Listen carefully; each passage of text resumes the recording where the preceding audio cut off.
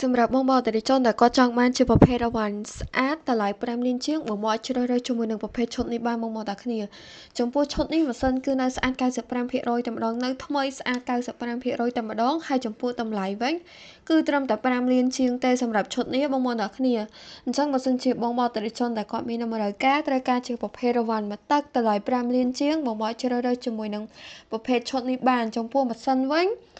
ម៉ាស៊ីនតា16សេះកន្លះបងតាគ្នាអញ្ចឹងម៉ាស៊ីនជាបងដែលគាត់ចង់បានជាប្រភេទឈុតនេះយកទៅគឺចំណេញមែនតើបានមួយកង់ថ្មីថាថ្មីទៅឈុតកង់ក៏ថ្មី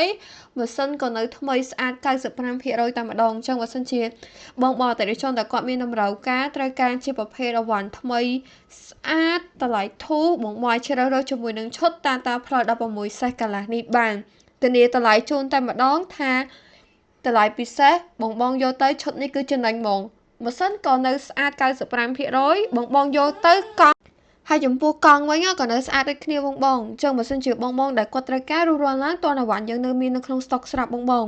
ហើយចំពោះអវ៉ាន់នេះធានាជូនហ្មងថាគឺនៅស្អាត95%តែម្ដងចំពោះម៉ាស៊ីននេះបងតាគ្នា